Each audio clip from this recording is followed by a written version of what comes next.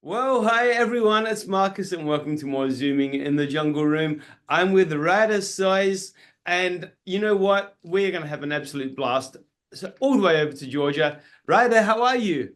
I'm fucking fabulous. Your backyard is gorgeous. I'm loving all the trees. You got more jungle going on there than I have here. Yeah, you're in Um, the junk room, but I I'm in the jungle, baby. You're in the jungle, baby.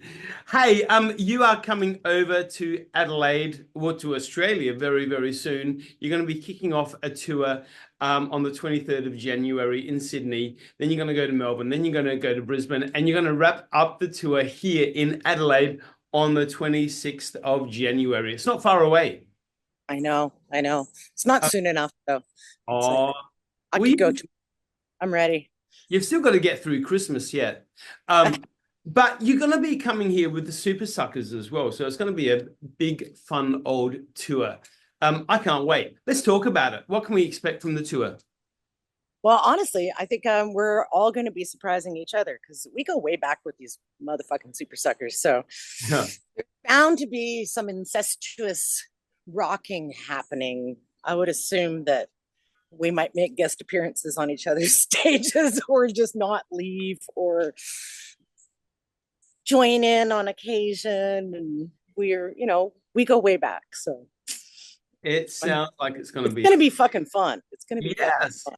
fun. Of course, you're playing the Gov when you come to Adelaide. I'm not sure if you played there before. You probably have, I, haven't you? I don't know if we have. Um, Doesn't sound familiar. Well, it's a great venue. You're going to absolutely have a ball. Tickets have been going really well, so Excellent. going to be packed. So again, it's only just over a month away. So if anyone is watching and you want to get along, better get the tickets quickly because it will sell out. Um, hey, let's go back to when you were younger. Who were you listening to that really inspired you?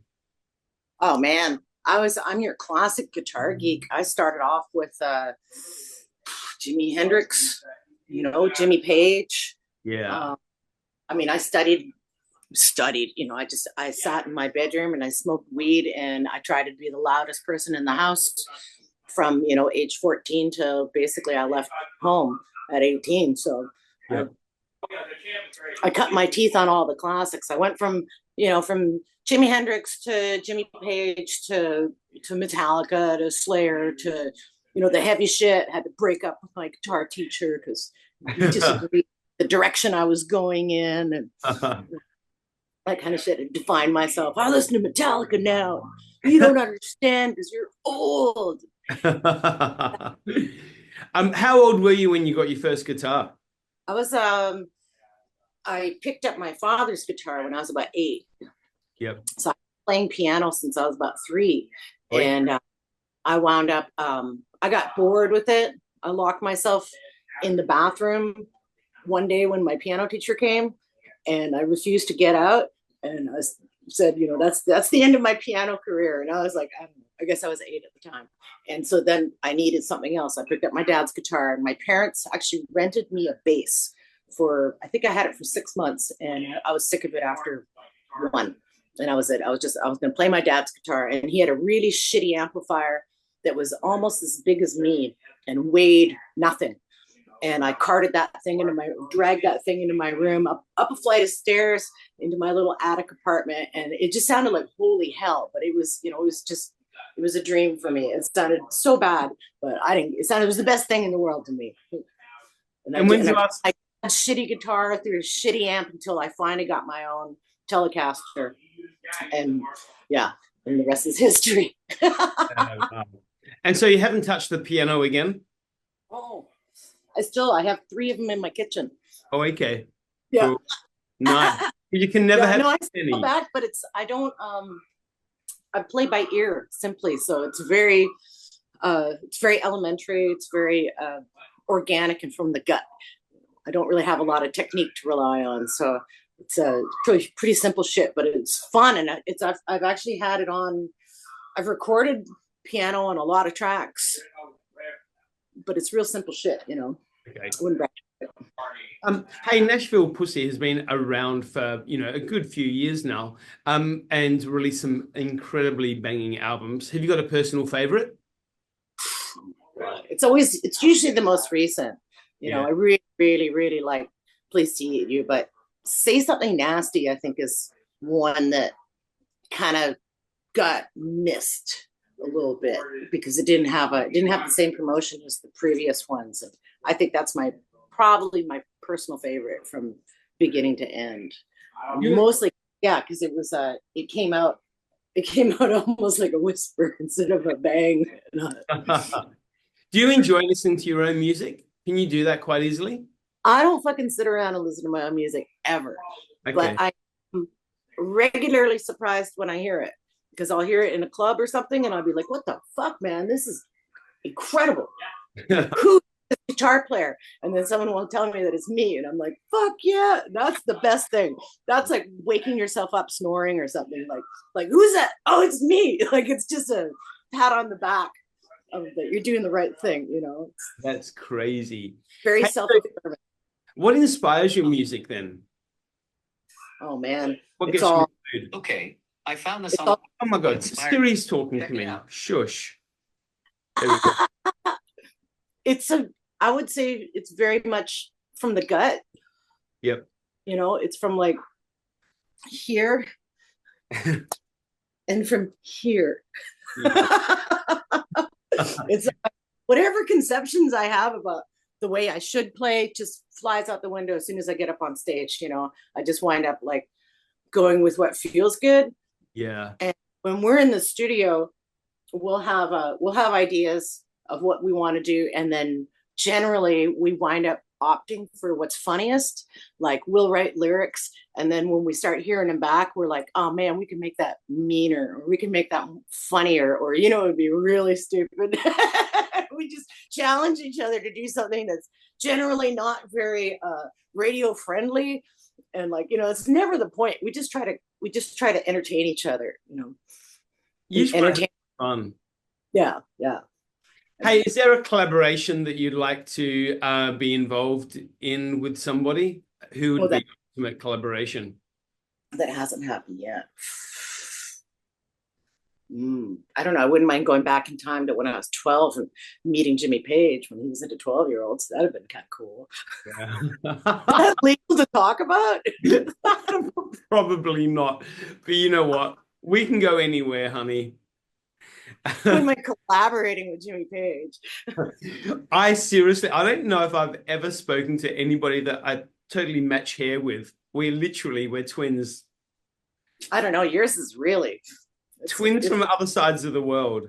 Yes. Hey, so 2025, any big plans? Can we expect any new music? What's going on? Actually, we're going to go in the studio in February. So this will be the first time we've been in the studio.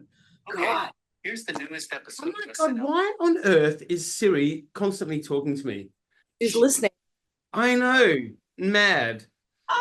But yeah, we've got plans to be in the studio in February. So we're going to use all the downtime we have in Australia on our, 4 shows straight in 4 days to probably, come up with some shit and bounce some ideas off each other during sound check, and maybe even drag Eddie Spaghetti into the mix a little bit. Eddie Spaghetti. Absolutely. Yeah. I'm actually speaking to him after we finish up as well. So that'll be good. Because I'll talk about you quite a lot to him, you know. Yeah, well, don't tell him that we're roping him into working for us. Hey, you know what needs to happen when you're in the sound check in Adelaide? You definitely need to write a song while you're over here. All right, and put it in the notes. Very good idea. An Adelaide-inspired song. I love it. Yep. Hey, so Christmas 2024. What are you going to get up to? God, I think I'm going to try and do nothing. Is the goal. Yeah. I think I might go to Vancouver to see my parents. I might stay here and hang out with the cat. I don't know yet. Blaine's going to go to be with his family, but I might opt for nothing, which is very self-indulgent. It sounds fine. And, brace yourself for the Australian tour, of course. Yeah, I have to brace. Do you still love doing the touring? Does it exhaust you? Does it wear you out? Or do you just get a little charge from it? All those things. All of the above. Yeah, the plane flight and the the jet lag is the most daunting when it comes to Australia. But once you're there, it's like it doesn't fucking matter at all. Like you're just floating.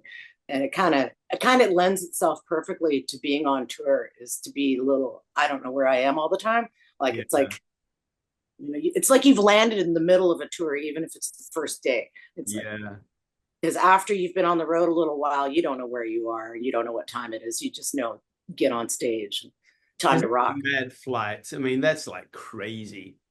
It's really stupid. Do you get used to it? Like when you get your jet lag, is it something that you get used to? Do you bounce back pretty quickly?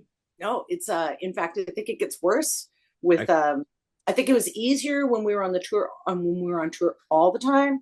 And now that we don't tour as frequently, it really takes effect. And the last time we were there, it blew my mind, and I actually fucking Googled it. And I read 1 day per time zone is how long it takes to get back to normal. So that meant it took us 18 fucking days. Yeah, wow. A 5-day tour, which is like, none of this makes sense. That is crazy. Yeah. And I mean, I am well aware that time is a construct, but jet lag is not. Jet lag is fucking real. Hey, when you get to Australia, what's something you're looking forward to doing? Because last time you were here was 2022, not that long ago. But what's something you're really looking forward to when you get to Australia? It's eating the meat pies. Yum. Yes. Oh my God. We have got some of the most amazing bakeries here in Adelaide as well. I must give you a list of the bakeries to go and check. I would appreciate that, because I like a tiger pie on occasion, only because Colonel Sanders went there, and there's this picture up on the wall. But I'm accepting contributions for the Meat Pie Olympics, which I will be judging. Me and Blaine will be judging while we're there, and that's definitely what we're looking forward to, probably the most, besides, you know, koalas and, you know, your standard shit. Yeah. I mean, you know what? In Adelaide, the Adelaide Zoo, we've literally just got our brand new pandas just turned up yesterday as well. So we've got some pandas here. Oh, new pandas. Not that you're going to get much time to do any downtime stuff. I mean, you're in and you're out. I know. But we might get a chance to hang out. We might stretch this out if we possibly can a little bit. Yeah. And have a little bit of downtime, because I know Bonnie is really, she wants a wallaby. She wants to chase after all sorts of creatures. She's been sending me videos of wombats. And, we have to find this guy. Well, you know what? Fingers crossed you get a bit of time in Adelaide.